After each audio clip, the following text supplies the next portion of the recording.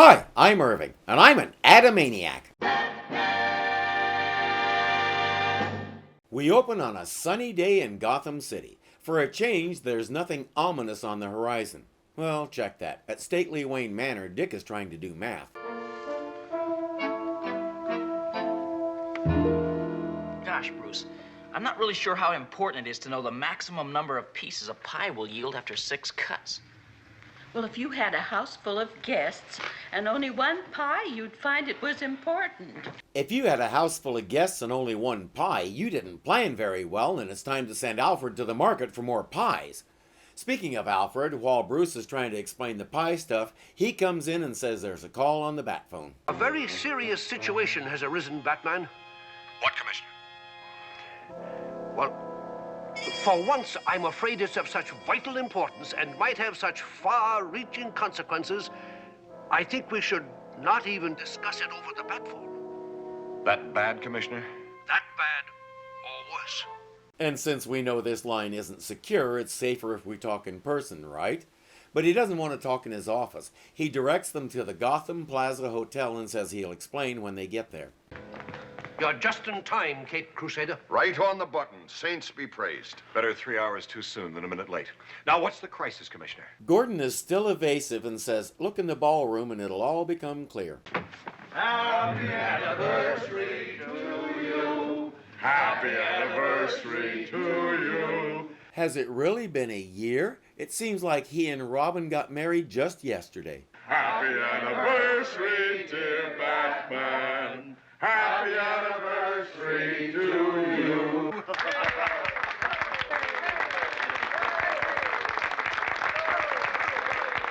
In proper fashion, he wipes away a single tear. I guess that means Batman's nemesis this week is going to be overeating. In appreciation of all the Cape Crusader has done for our community, members of the Gotham City Dairymen's League have donated $200,000. Enough new bills, as a matter of fact, to fill a golden calf. Is that wise? Humanity has kind of a checkered history with golden calves. The proceeds from this luncheon and others in your honor will be donated to your favorite charity, Batman. Miss Anna Graham, Milkmaid of the Month, will make the presentation. The calf, please. Miss Anna Graham. I'm sure that's just a coincidence. Of course, they demand a speech from Batman. Mayor Linseed. Good citizens of Gotham City, I can only state humbly that this is perhaps my finest moment. And it just got finer. I knew this was coming and set that up to liven things up a little. How do you like it? Batman, look! The window! The fire department is here already! That's what I call fast action. Almost too fast, Robin. Have you noticed the lack of flame in this room and that furious green smoke? The firemen chase everybody away, then take off with the golden calf. Something tells me they're not really firemen. Riddler! Salutations and consolations, anniversary boy. Riddler, that money is for charity. I'll see that it gets into needy hands. Wait, Gomez Adams is already filthy rich. Why is he moonlighting as the Riddler? In the meantime, I suggest you look for an engaging page to herald the next of my anniversary surprises. Ta-ta! If you're wondering where Frank Gorshin is, I was wondering the same thing the first time this aired. The answer is, he was waiting by the phone, holding out for more money. He knew he was far and away the most popular villain on the show, so he thought he should get paid more. He was probably right, but the network didn't agree. They introduced the Puzzler as a cheap imitation of the Riddler, and we the viewers hated it. So they finally went with a replacement because people were demanding a Riddler story. I was a fickle little snot, so since he wasn't Frank Gorshin, I didn't even give John Astin a chance at the time. But we'll see how he took the character and made it his own. For example, he didn't try to do the Frank Gorshin laugh. He put his own spin on the Riddler's antics, and now I can see what a great job he did. Let's check it out. They head to the Batmobile, but Riddler gets away. Just then, a man offers them a newspaper, the Gotham City Herald. Batman buys one. I know it's important to be well informed, Batman, but don't you think we should be doing something about finding Riddler? That's exactly what I'm doing, old chum. He suggested we look for an engaging page to herald the next of his anniversary surprises. Right? And what would you call the daily puzzle page of the Gotham City Herald? An engaging page. The clue must be somewhere in that puzzle. Precisely, Robin. Oh, I get it. Now if we can just figure out that Herald part. Herald who? Since the Gotham City Herald also publishes a morning edition with this puzzle, he would have had time to design his crime with this puzzle in mind. What are we waiting for? Let's solve that puzzle. They can't do it in the Batmobile. They have to go back to the Batcave with all its computers and stuff. Isn't that how everybody does the daily puzzle page? Meanwhile, in his hideout in the soon-to-be-opened No-Man Jigsaw Puzzle Factory, the Prince of Puzzlers coaxes his cohorts in a chorus of praise. No Man Jigsaw Puzzle Factory. I'm sure the name doesn't mean anything. He probably borrowed it from the Odyssey. Inside, Riddler heaps a bunch of praise on himself, then turns serious. But I've only started with the Cape Crusaders. I'm going to confound them with conundrums, unnerve them with enigmas, perplex them with puzzles, until they wish they were dead. And then what, Riddler? Then my jigsaw jackanapes. Then I'll grant their wish. I like to think one reason they cast John Astin is because he does those crazy eyes so well. I also like that he's using the cane. Frank Gorshin didn't do that, and from what I gather, it's a standard part of the canonical Riddler's ensemble. His air of menace is every bit as real as Frank Gorshin's, but it's a lot darker. Frank Gorshin would be giggling with glee during that scene, whereas John Astin quietly but determinedly says, "Yeah, we'll kill him." Both types of menace are equally effective. That's what I mean about making the part his own. He brings some of the cool, polished air of Gomez Addams and turns it on its head to make it truly scary. This is really going to be good. He and his men get into wetsuits and scuba gear. Across one, a water utensil. Answer, basin. Down one, a formal dinner. Answer, banquet. Down three, a public way. Answer, street. Banquet. Basin Street. Gee, what a conundrum. Down four. Wait a minute, Robin. The sons of Balboa are having a banquet at the Basin Street Hotel. And they filled a Spanish chest with $100,000 worth of gold doubloons to contribute to your favorite charity. What museum do they raid to come up with that many doubloons? That hardly seems ethical. Just then, the bat phone beeps. An alarming incident in our financial district, Batman. A water main under Matron Lane has burst and flooded the underground vault of the Gotham City Bank. A flooded vault. Or a flooded bank. A bank wet, Batman. He sends the cops to the hotel while he and Robin make sure they have their bat respirators and head for the bank.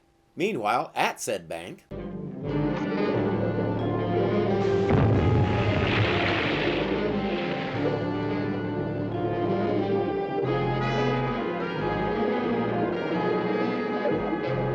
they gather the loot into a conveniently labeled waterproof loot sack, but as they get ready to leave, they discover they're not alone.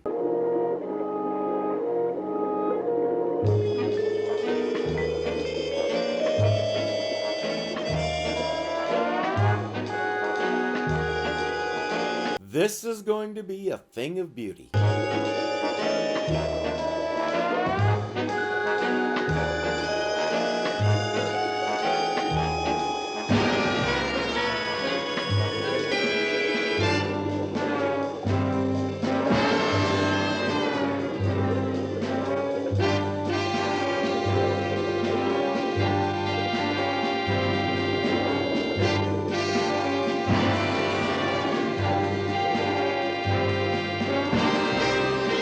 It's going well for the Guild Crusaders until, right on schedule, Robin gets in trouble.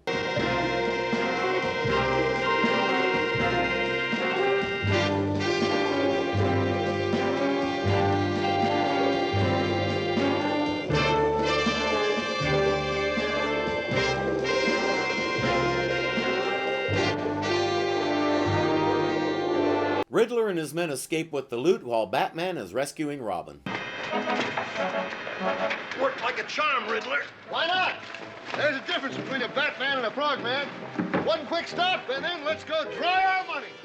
It was common to call scuba divers frogmen at the time. The name originated in the military during World War II and just sort of stuck for a while. Another bulletin from Riddler? I'm afraid so, Robin. And look at this. Only the Riddler and his ilk would have such a flagrant disregard for private property, this door will have to be repaired. Not to mention the fortune he's stolen from the vault. Yeah, that too, but the door is the really important thing. How uncouth. When is a man drowned, but still not wet? When he's wearing a dry suit. Really, I have one. They work. In his hideout, Riddler is counting his now dry money. 1,500,000. 1,500,001. In 1967, anybody could retire comfortably on that. $1.5 million. I never thought I'd see that much loot at one time. Ah, that's sure a lot of damp dust. It's only half of what we need. He must be planning one phenomenal retirement. What's plenty for us, Riddler? You shallow-brained simpletons. Where's your imagination? Your ambition? Why do I have to keep reminding you? $3 million will buy us a weapon so awesome, so destructive, so terrifying. The Gotham City fathers will get down on their miserable knees and offer me anything not to use it. He says he'll own the city and his victory will include killing Batman and Robin. Just then, there's an alarm at the secret entrance. Professor Avery Evans Charm, a genius and my friend. An artful contrivance. I congratulate you. Either he's a former Nazi or he's doing a bad Peter Lorre. A mere toy compared to some of your devices, Professor. Is your fundraising campaign going well, Mr. Riddler? See for yourself. Riddler is gathering money to get a super weapon from a mad scientist who probably worked for Hitler. 1,500,001. I can't wait to put my demolacrarizer in your hands and watch the members of the Gotham City Science Institute quake at my handiwork. A mad scientist who wants his crackpot ideas accepted by the mainstream. Could this guy be any more of a stereotype? They still won't let you join, Professor? I'm a high school dropout. So am I. So am I. So what? I got my GED and went on to earn 2 degrees. What's your point? Now, at the time, I didn't know I was going to be a high school dropout, so I bought the whole high school dropouts are automatic losers line. The powers that be were really pushing it at the time, which is probably how it ended up here. In the Batcave, Batman and Robin are still trying to figure out Riddler's latest clue when Alfred reminds them that they're supposed to go to a place where a giant cake is being made in their honor. They have to pose for the marshmallow sculptures of them that are going to top the cake. I wish I was making that up.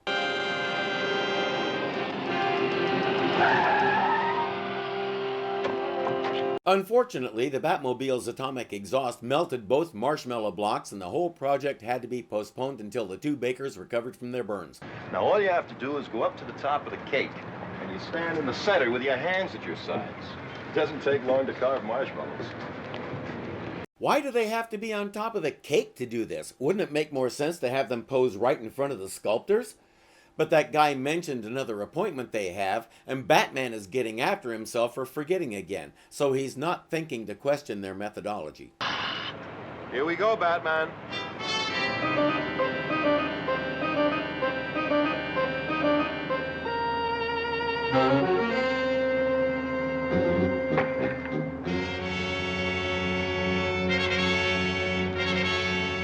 That would be why they have to be on top of the cake, because it's a trap.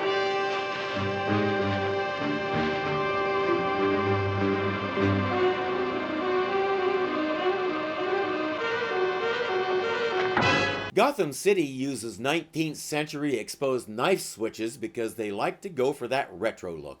We're singing, Batman. Congratulations, Bat Brain! You've risen to the occasion. Can't get my feet out of this goo. It's like quicksand. It is quicksand, Robin. Riddler's own prepared mix, cleverly disguised as strawberry icing. But now that the floor is dropping out from under us, I can see clearly that it's really cherry. That's right, you sinking saps. Quicksand, 15 feet of it. Call it an anniversary present. That scurvy fiend. Sorry I can't stay around to see you descend into oblivion, pastry faces. I know you can't escape if I'm watching, so I'll follow the rules and leave now. But I have an appointment to keep with some money. at Gotham Square Park. Happy anniversary to you. Happy anniversary to you. As they sank in over their heads, that horrible singing was the last thing they ever heard. It was a cruel way to go. Death in quicksand is technically drowning. That's it, Batman. What, Robin? The answer to the riddle.